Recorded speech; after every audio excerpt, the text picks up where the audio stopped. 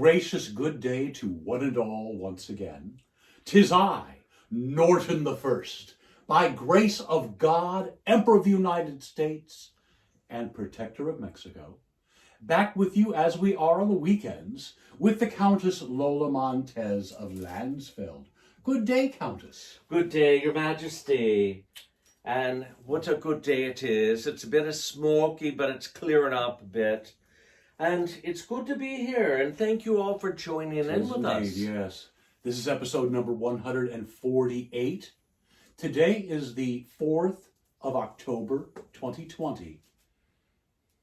Day 201 under COVID-19 restrictions with no end in sight.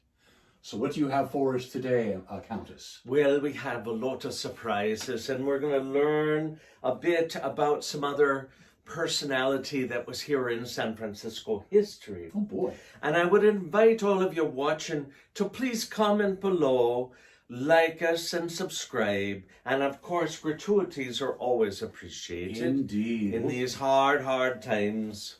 We'll talk a little bit more about that at the end, how you can support us. Yes.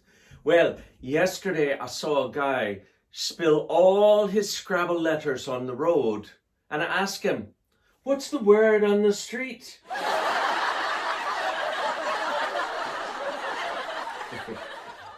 Did you hear about the new San Francisco restaurant called Karma? No. There's no menu. You get what you deserve.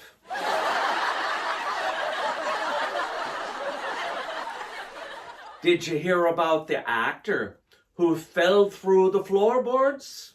He was just gone through a stage.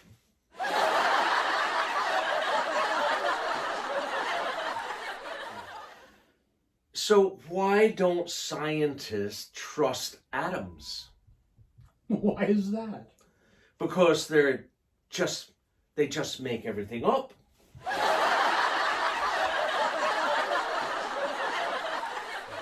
Why did the chicken go to the seance? Why would that be? To get to the other side.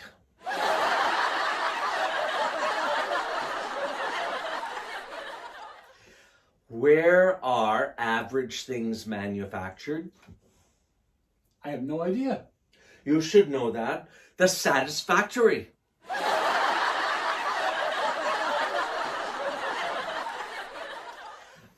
How do you drown a hipster? How? You throw him in the mainstream.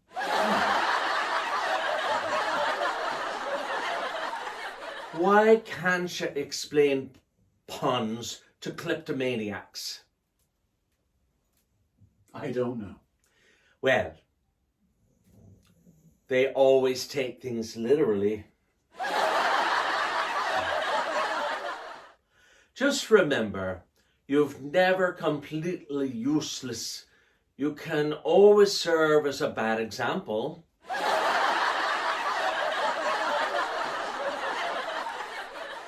You know, Your Majesty, tonight let's do something your memory foam mattress will never forget.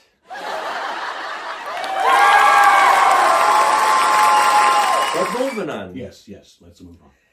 I want to share with you about Mary Ellen Pleasant. Now, have you heard of her before? Yes, we have. But please let our audience know. Yes. Well, she has been described, and I'll consult my notes here since I get a little addle brain sometimes. She has been described as a witch, a voodoo queen, and even a murderess. She was a 19th century American entrepreneur, financier, real estate magnate, and abolitionist. All of those are about the same woman. She identified herself as a capitalist by profession. And in 1890, the U.S. Census, that's what she said she did as a profession. She was a capitalist by profession. Mary Ellen Pleasant attended the Religious Society of Friends before being baptized into the Baptist faith. We do know that. She worked on the Underground Railroad and helped bring it to California during the American Gold Rush here in California. She was rumored to be a lover of John Brown, a friend and financial supporter of John Brown and the Harper's Ferry uprising.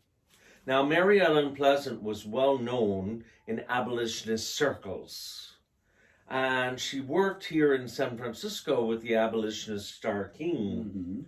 She corresponded with Frederick Douglass too, and on Sundays in San Francisco, the abolitionists would gather to speak publicly in San Francisco's Union Square to talk about the evils of slavery. Now, you know also that Starr King is buried at, what is that church? The First Unitarian Church. The Unitarian Franklin, Church, yes. And he's above ground there. It's out there. Most people don't realize it's right there by the church. One of the few people legally buried in city limits. That's right. Now, the United States at the time was in the midst of struggling between the states leading to the American Civil War of 1861. Mary Ellen Pleasant has also been called the mother of human rights in California. Mm. So who was the real Mary Ellen Pleasant, I pose to you? She always was a figure of fascination here in San Francisco. There were whispers that she held some otherworldly powers over the powerful people in San Francisco's elite society. To former slaves, was she black? Was she white? In Mary Ellen Pleasant's own words, she said, "My cause was the cause of freedom and equality for myself and for my people. I'd rather be a corpse than a coward." Mm. And I unquote. Now, Mary Ellen Pleasant, many contradictory claims were made about her earlier years, and her exact origin still remain unclear. Mm-hmm. Her birthday is known to be between August 19th, but the year is disputed. It's between 1812 and 1817. Mm. Her gravestone at Toluca Cemetery in Napa, California, says that she was born in 1812, although most sources list her birth as 1814. And you know how we go. Oh, yes. Yes, we don't write history. History writes itself. And so very often when we do research, you can look up dates and names and things. And it's a mystery, sometimes what the reality is. Our own birthday is up True. to dispute, yes. Yes. Yours as well, isn't it? Yes, because I lied a great deal covering my tracks, I did. I was notorious for, spinning a yarn, you might say. Now, the location of her birth is also disputed. Some claim she was born in Georgia, but she stated in her biography that she'd been born in Philadelphia. The identity of her parents are also unknown. She wrote that her mother was a full-blooded negress from Louisiana and her father was Hawaiian. But in another version of her memories, the memoirs that she dictated by her goddaughter, Charlotte Downs, she wrote that she was born a slave to a voodoo priestess, and John Hamden Pleasant's youngest son of the governor of Virginia, James Pleasant. In any case, she arrived in Nantucket, Massachusetts in 1827, and that would put her as a 10 to 13-year-old bonded servant to work for a Quaker storekeeper, who everyone referred to as Grandma Hussey. Now, she wrote that she had been sent there when she was 6.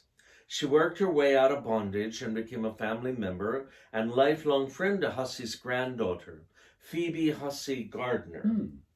Now, the Husseys were deeply involved in the abolitionist movement, and Pleasant met many prominent abolitionists like Frederick Douglass and various others. With the support of Hussey and Gardner's, she often passed as white. Now, Pleasant married James Smith, a wealthy flour contractor and plantation owner who had freed his slaves and was also able to pass as white.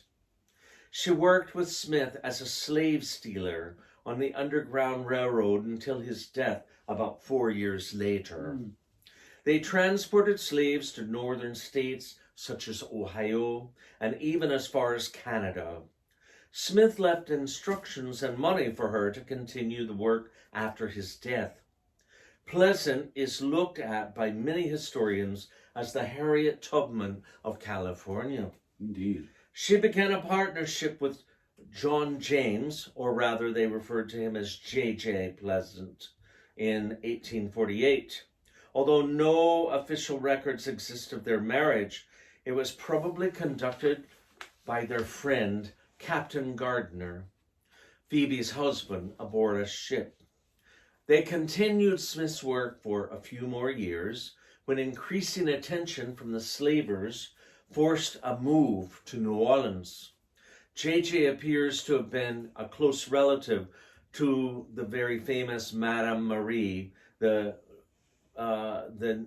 voodoo queen of New Orleans, Madame Laveau's husband. There is some indication that Pleasant and Laveau met and consulted many times before Pleasant left New Orleans by ship to San Francisco in April 1852. J.J. had gone ahead and had written back that the area seemed promising for the Underground Railroad. Now, when Mary Ellen Pleasant arrived in San Francisco, she passed as white, using her husband's name among the whites, and took jobs running exclusive men's eating establishments, starting with Chase and Heiser. She met most of the founders of the city as she catered lavish meals, and she benefited from the tidbits of financial gossip and deals usually tossed around at the tables. She engaged a young clerk, Thomas Bell, at the Bank of California, and they began to make money based on her tips and advice. Thomas made money of his own, especially in quicksilver, and by 1875 they had amassed together $30 million fortune. Oh my. Roughly today, that is $647 million in 2017. I guess they stayed away from rice speculation. Oh, well, we won't go there, No, will we, please Your don't. Majesty? No, don't. Yes. Well, their partnership was seen by many wagging their tongues as illicit because, after all, Thomas Bell was married. However, the mansion that Mary Ellen Pleasant built in San Francisco on Octavia Street for herself, Thomas Bell, and his family was thought to be a brothel. Oh. J.J., who had worked with Mary Ellen from her slave-stealing days to the civil rights court battles of 1860s and 1870s, died in 1877 of diabetes. Oh dear. Mary Ellen did not conceal her race from other blacks and found jobs for those that were brought here by the Underground Railroad. When John Brown was arrested and hung on December 2nd, 1859 for murder and treason, after the Harper's Ferry Armory incident, there was a note in his pocket found, and it fell out. It was written by Mary Ellen Pleasant, but was only signed M.E.P., which was misread W.E.P. She was not implicated. Pleasant had said that, "Before I pass away, I wish to clear the identity of the party that finished John Brown with his money to start the fight at Harper's Ferry and who signed the letter found on him when he was arrested." The sum she donated was $30,000, almost $900,000 today's standards.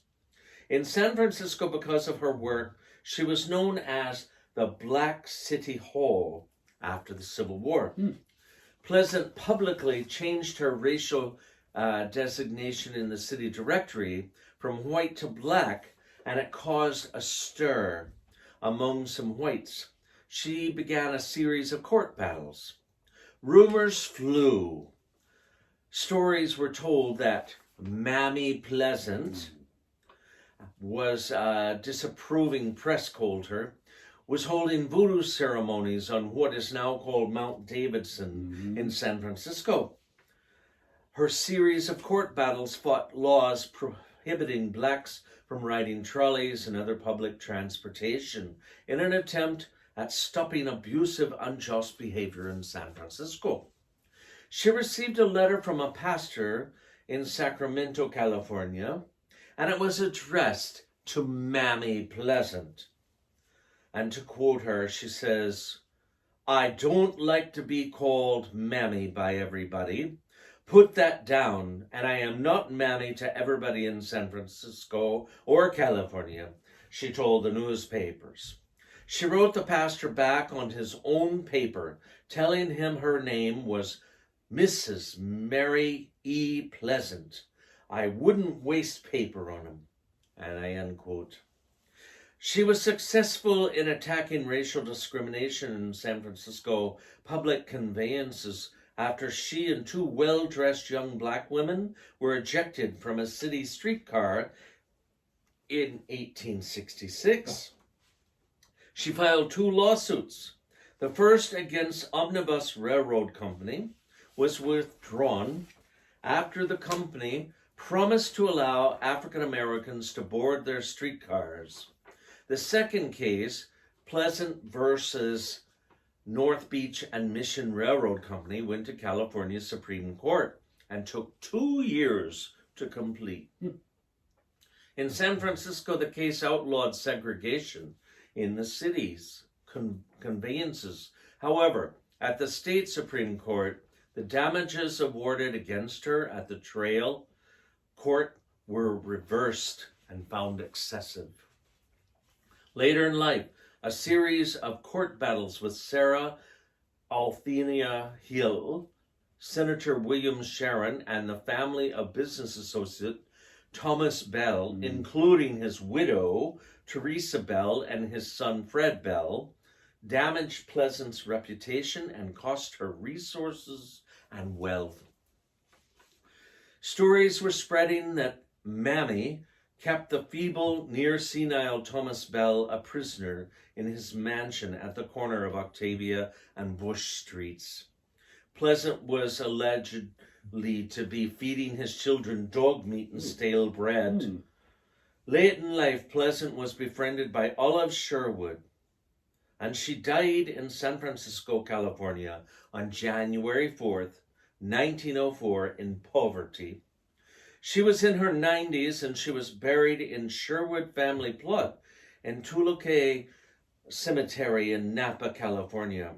Her gravesite is marked with a metal sculpture that was dedicated on June 11th, 2011. Now, the stories of Mary Ellen Pleasant live on. For example, I know there are stories that she and Thomas Bell were quite smitten with one another and fell in love, you know, like that old song that Elvis Presley says, saying, "Wise men say only fools rush in." Yes. Well, anyway, they were in love and he mysteriously died. So the widow, who was living in Sonoma, California at the time, pursued legal action against her. And there was all the scandal in the Call newspaper and many other publications of the time.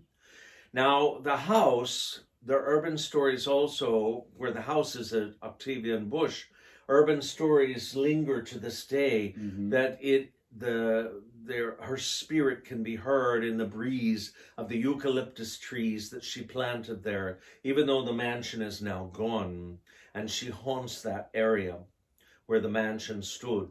Almost a century before Rosa Parks, however, Mary Ellen Pleasant challenged San Francisco's segregated transit system, and she won.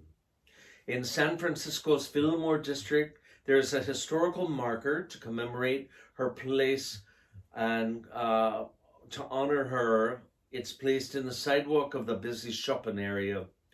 Designated in 1974 at 1501 to 1699 Octavia Street at Bush, where her mansion was stood, is Mary Ellen Pleasant Memorial Park. And on March 18, 2015, placed by the San Francisco African American Historical and Cultural Society, is what has been called San Francisco City's smallest public park, with a stretch of sidewalk and a patch of grass for picnicking. To date, there is still mystery and unknown information about Mary Ellen Pleasant and her life. Images of her, for example, have been confused, leaving us with a reminder: we don't write history. History writes itself. And also, I think, too, Your Majesty, you know, in the past when we've mentioned her, there are lots of pictures of the Queen from Hawaii. Queen Emma. Yes. And that might lend itself to the confusion, because she did claim at one point that her father was Hawaiian, you know. So we don't really know the truth. And those eucalyptus trees she planted are still there, aren't Yes. they? Yes, they're quite large. Yes. They've been there quite a while. We'll put a picture of them. Indeed. Up here, Yes. That's a lovely thing. And I know that if you're in San Francisco, you can take a walk there to see all of that. But you know, Your Majesty, I think it's time for a little entertainment. Oh, good. Yes.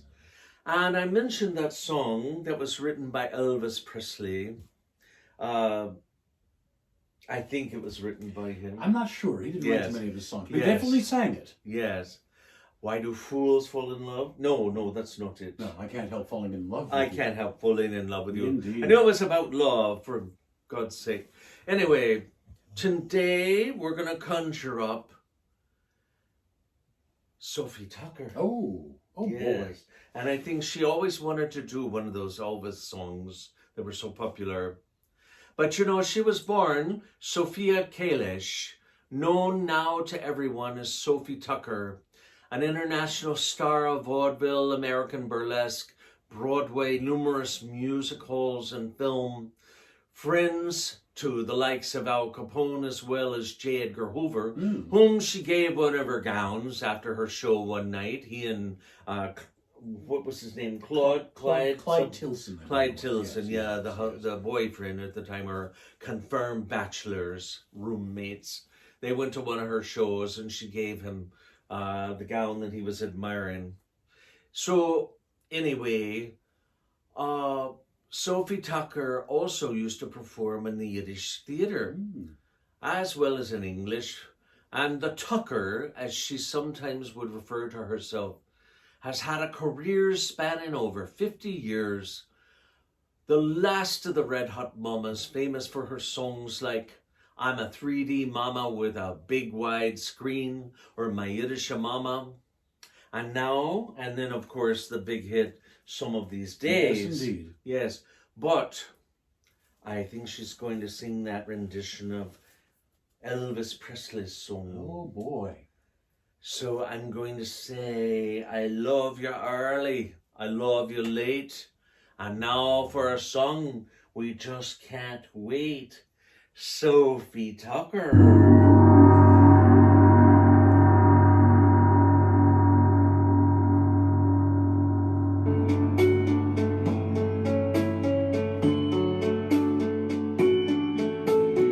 Wise men say only fools rush in, but I can't help falling in love with you. Shall I stay? Would it be a sin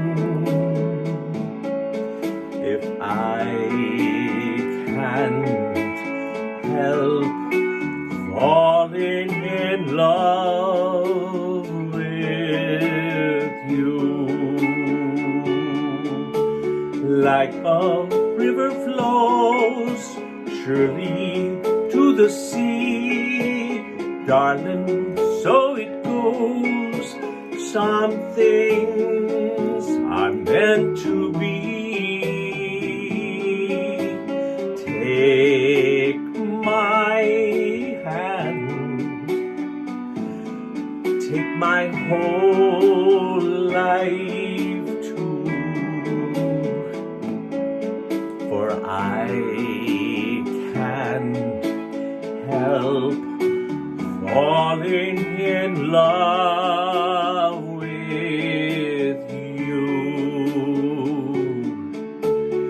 Like a river flows surely to the sea. Darling, so it goes.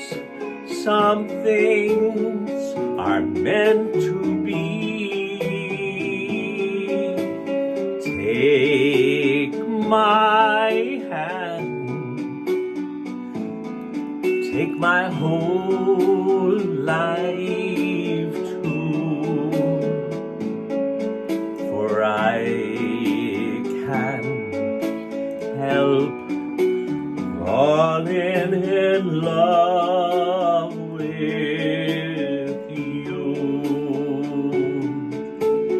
For I can't help falling in love with you.